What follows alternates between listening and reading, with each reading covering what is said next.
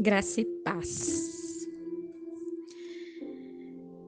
Eu, Ângela, confesso que eu ando com meu físico bem desanimado, digamos assim. Tô numa crise de fibromialgia há dias. E ontem pela manhã, na verdade, acho que desde sábado, quando eu precisei parar no pronto-socorro, por fortes dores, eu perguntei a Deus o motivo de tudo aquilo. E o Espírito Santo de Deus falou tão forte ao meu coração, dizendo que foi uma escolha minha. Foi uma escolha minha servir a Deus. Foi uma escolha minha ser semelhante a Ele. E as dores é somente uma transição desse processo. E eu cheguei em casa, deitei, dormi e fiquei com aquilo na cabeça. E quando foi pela manhã, eu acordei um pouco mais disposta, fui adorá-lo, fui cultuá-lo. E uma palavra, antes do culto começar, na verdade, mexeu comigo. Eu não tinha feito meu devocional em casa e eu acabei fazendo meu devocional na igreja e eu entrei em Êxodo no capítulo 13. E eu confesso que eu li Êxodo 13 de ponta a ponta antes de começar o culto. E aquilo mexeu comigo de tal maneira que eu resolvi ontem mesmo sentar e estudar um pouquinho daquilo, mais aquilo que o Espírito Santo de Deus havia colocado no meu coração enquanto eu estava ali sendo medicada. E eis que surge a palavra de Siloé no dia de hoje. E eu creio que assim como a palavra mexeu ao meu coração, não vai ser diferente com quem está aqui acompanhando. Eu não vou ler Êxodo 13, eu vou pedir para que vocês leem para mim ganhar tempo. Êxodo 13 nada nos mostra sobre os dados fundamentais de Israel por Deus, antes da passagem do Mar Vermelho. E o intermediador desse povo tão desobediente, tão volúvel, foi o profeta Moisés. Moisés era o profeta que Deus falava frequentemente. Era uma relação próxima e uma relação especial. E quando Deus prometeu Canaã ao povo de Israel, eles já sabiam que várias nações ocupavam essa terra. Cananeus, heteus, amorreus, jubezeus. O que eles não sabiam é que eles tinham que tirar aquele povo à força para que a promessa se concretizasse. E com nós hoje não é diferente. Tem muita gente querendo a promessa, querendo Canaã, sem ter obstáculo, sem passar por sofrimento, sem passar por dor. Mas isso, para aquele povo, aconteceu para marcar a história deles. Marcar que o Senhor tinha feito para esse povo desde quando eles foram libertos, desde quando eles estavam cativos no Egito. Porque a promessa de Deus é algo duradouro e permanente. A terra prometida existe até hoje. E é um memorial, sabe? É um símbolo de grande libertação operado por Deus, aquele povo. E é tão maravilhoso de você entender isso, entender que a terra de Canaã era promessa, assim como eu também posso ser promessa da minha mãe, assim como você pode ser promessa do seu marido. Houve várias rotas propostas para explicar a direção que eles tomaram. Como na nossa vida também a gente tem hora que toma rotas diferentes. Deus vai, nos propõe uma rota, nos dá uma direção, O Espírito Santo de Deus nos leva ao entendimento e nós, imaturos, desobedientes, tomamos outro. Mas o que me chamava a atenção é que a presença de Deus lá naquela época era de uma maneira tão espetacular, porque ele cuidava daquele povo. Durante o dia ele colocava uma nuvem, uma coluna de nuvem, e durante a noite uma coluna de fogo. Eles compreendiam que Deus era um espírito e que a onipresença deles era apenas um dos atributos dele. O povo lá, eles conseguiam sentir a presença e se concentravam nela. Por isso que eles não temiam. O que acontece conosco hoje é que mesmo a gente sabendo que Deus continua sendo um espírito, mesmo sabendo que Ele é um Pai onipresente, onipotente, onisciente, mesmo conhecendo dos seus feitos, mesmo a gente podendo sentir através do mover do Espírito Santo, a gente não teme. E sim, a gente treme. E o que mais me chamou a atenção, na verdade, nesse texto, uma das coisas que me chamou mais atenção foi que os ossos de José foram levados junto. Porque isso era um desejo dele, né? Era um pedido dele, porque ele foi um homem de fé. Ele tinha uma fé muito grandiosa naquele Deus vivo. Ele acreditava em Deus, ele acreditava na promessa de Deus, mesmo ele sabendo que ele não poderia ver, mas ele acreditava naquela promessa que Deus tinha feito para Abraão, para Isaac, para Jacó. Por isso que ele quis que seus ossos foram para lá. Isso é uma manifestação de fé imensurável. E você deve estar se perguntando por que eu quis trazer esse texto. E o que me chamou de atenção nele. E o que me chamou de atenção nele é que existe uma conduta para andar com Deus e o seu Filho, Jesus. Somente assim nós vamos ser abençoados. E cabe a mim e a você escolher este caminho. Porque o livre-arbítrio, ele existe. Mas ele existe de ambos os lados. Porque se a gente chegar em Êxodo no capítulo 33, Deus nos mostra claramente o cansaço, sabe?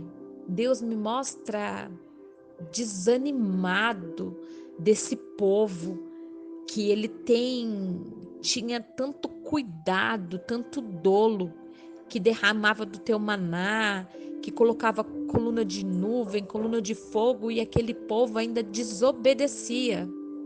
Deus cansa do pecado deles.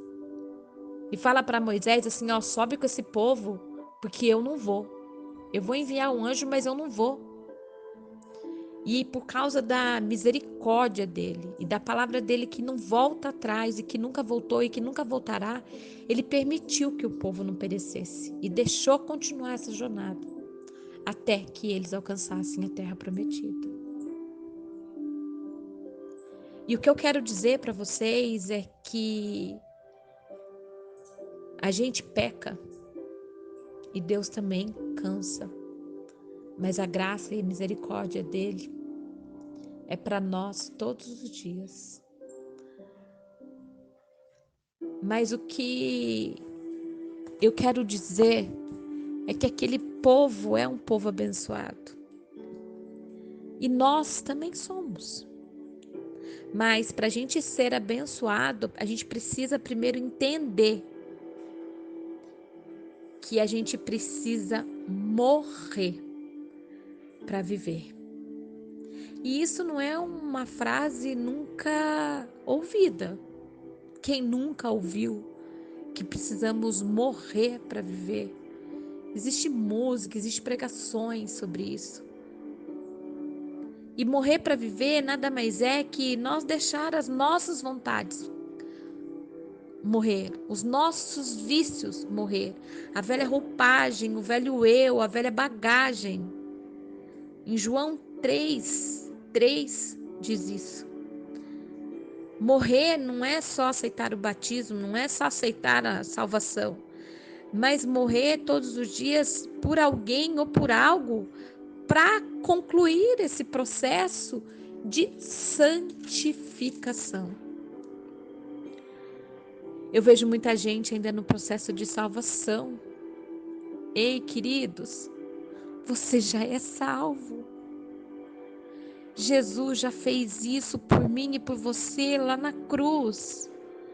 O que você precisa aprender agora é ser abençoado, porque a promessa de Deus cumpra a tua vida, assim como cumpriu naquele povo. Eu e você continuamos sendo descendência. E agora, numa linhagem muito mais cheia de poder, muito mais cheia de unção, porque ela vem de Jesus. E aí que eu quero que vocês entendam aquilo que o Espírito Santo de Deus ministrou no meu coração. Ser abençoado nada mais é que perder a vida para que os outros vivam. Oh, alabachúria, surianda, alabachou. Jesus, ele perdeu, ele entregou a vida para que eu e você viva essa vida eterna. A cruz é o símbolo maior de morte e vida. Jesus morreu para que eu e você vivamos. Mas tem muita gente ainda com essa cruz para cima e para baixo, porque não entendeu o propósito e não entendeu que mesmo com a cruz você continua sendo abençoado. É só uma questão de visão. A cruz para muitos pode ser sofrimento, pode ser dor, mas ela também é permissão de Deus. Nada fica sem o olhar do Pai. O povo ali no deserto, ele não ficou. E eu e você hoje também não vamos ficar. No deserto, o povo sentia essa presença. Ele se concentrava nessa presença. E hoje a gente tem que fazer o mesmo. Ser abençoado não é ser beneficiado o tempo todo, não. Eu, com minhas dores intermináveis da fibro, eu continuo declarando que eu sou abençoado. E eu não sou só abençoado porque, Deus vai fazer por mim. Não. Eu sou abençoado se Ele fizer e também sou abençoado se ela não fizer. Porque eu entendo que lá na cruz, Jesus também passou por dores, passou por sofrimento, passou por humilhação. Mas ele não deixou de ser um filho abençoado. Ele conhecia quem era o Pai. Ele sabia que aquelas dores somente era uma transição. E comigo não é diferente, porque eu conheço meu Pai. E Ele me conhece, sabe das minhas limitações. Eu entendo que eu sou a imagem e semelhança de Jesus, porque eu escolhi esse caminho e foi a minha vontade. Então, agora eu tenho que me submeter à vontade dele. E mesmo que doa, e mesmo que nem todos os dias eu esteja bem, mesmo que nem todos os dias eu esteja disposta a fazer a vontade dele. Mas eu entendo que a vontade dele é soberana na minha vida. Oh, alabaxúria, surianda, alabaxú. Maravilhoso é poder te sentir, ó Deus. Eu me submeto à vontade do Senhor. Mas aquele povo de Israel, eles não queriam se submeter a essas vontades. Eles reclamavam de tudo. Eles queriam os milagres. Era uma multidão querendo viver de milagres. Ei, deixa eu te falar uma coisa. Quem quer milagres são pessoas que querem sobreviver no deserto e não passar por eles. Tá na hora de entender que nós somos o milagre. E que a gente pode ser um milagre na vida daqueles que estão à nossa volta, morrendo para viver. A gente já nasce sabendo que a gente vai perder a vida. E quando a gente vive para Cristo, isso é algo natural.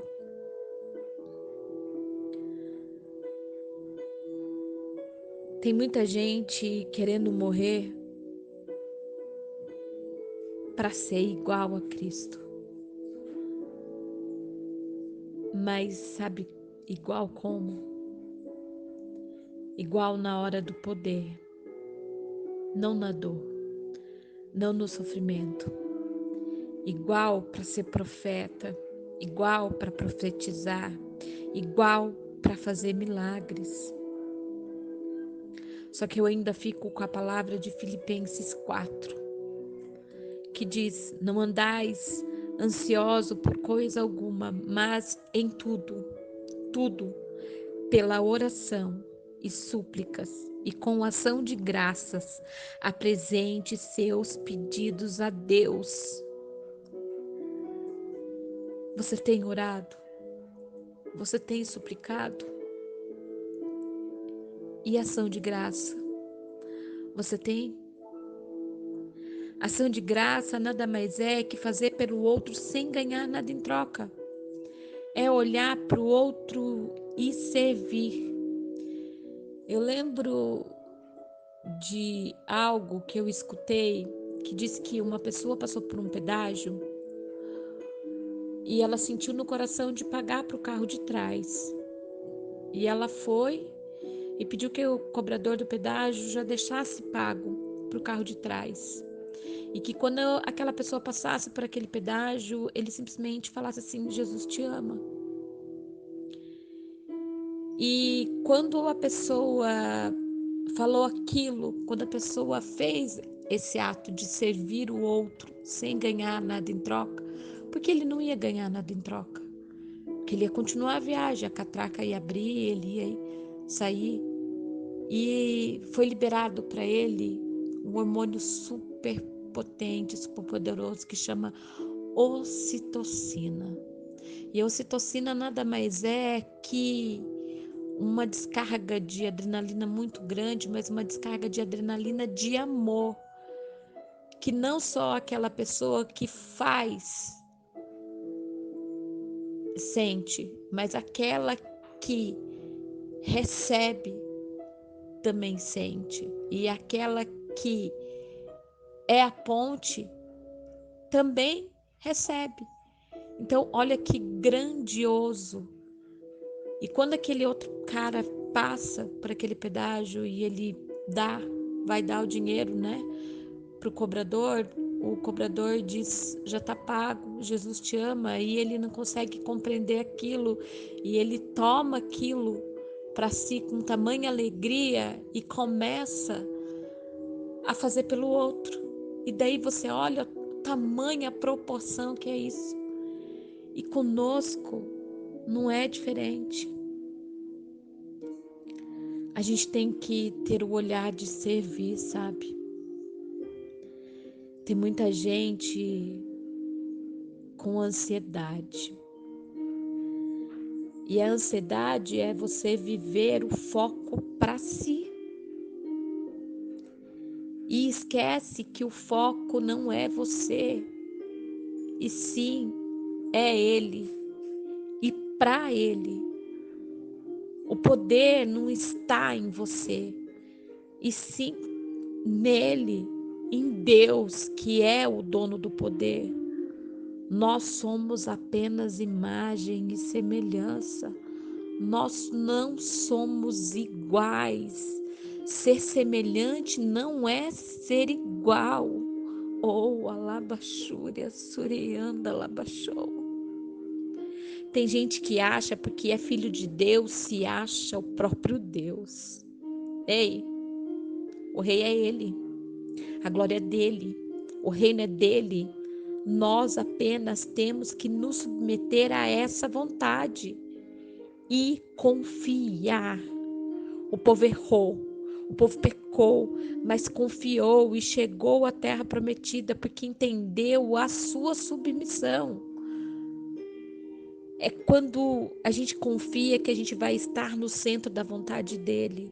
É quando a gente confia que nós vamos viver a boa, perfeita, agradável vontade de Deus na nossa vida. Primeira coisa, a gente precisa estar liberto dessas nossas vontades. Tem muita gente cativa, querendo ter o controle de tudo, não submeter a nada. Se não for da minha vontade, eu embirro. Se não for do meu jeito, eu não quero. Se não for para ir desse lado, eu não vou. Ei, Jesus já sabia. Tanto que ele sabia que em Mateus, não me falha a memória, em capítulo 11, ele diz que nós seríamos uma geração de meninos. Daquela que, quando manda submeter a algo, faz ao contrário. Porque nós enganamos razão por razão, porque queremos sempre fazer do nosso jeito. E é por isso que sai muitos irmãos da igreja. É justamente por isso. Não é porque não gosta de Jesus.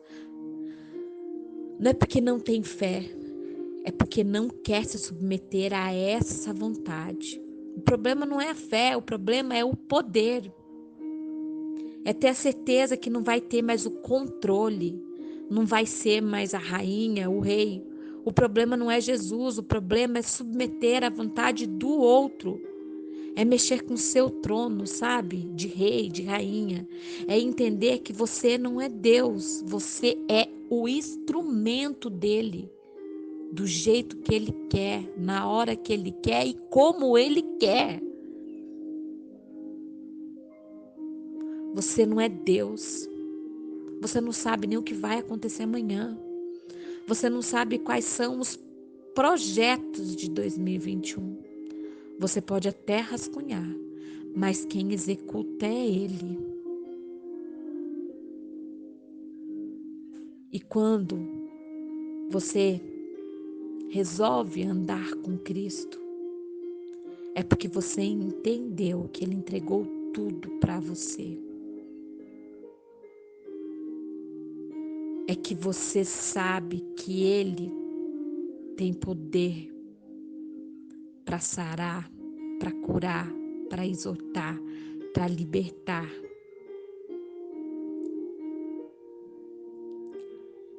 Você entende que a graça nada mais é que acreditar. Mas tem muita gente que treme.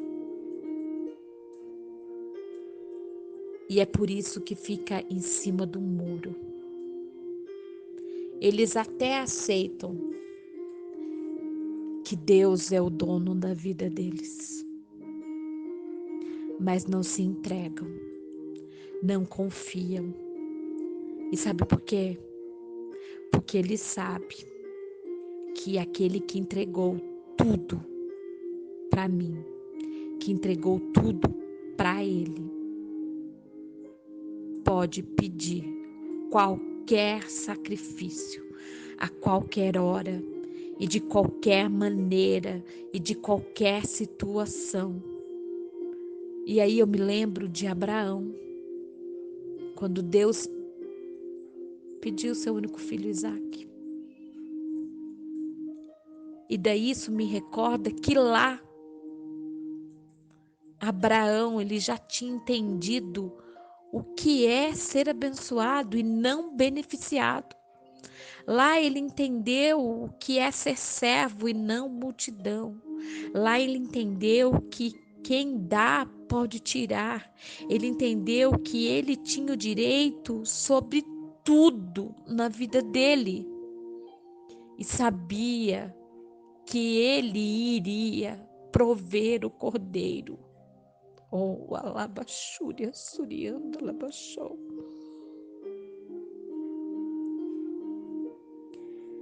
E você entende? Você consegue compreender a frase, seja feita a tua vontade?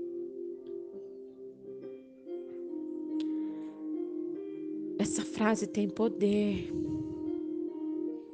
Essa é a frase do verdadeiro cristão, daquele que deixou o velho para viver o novo, do que acredita na promessa, do que crê nos milagres quando o deserto chega,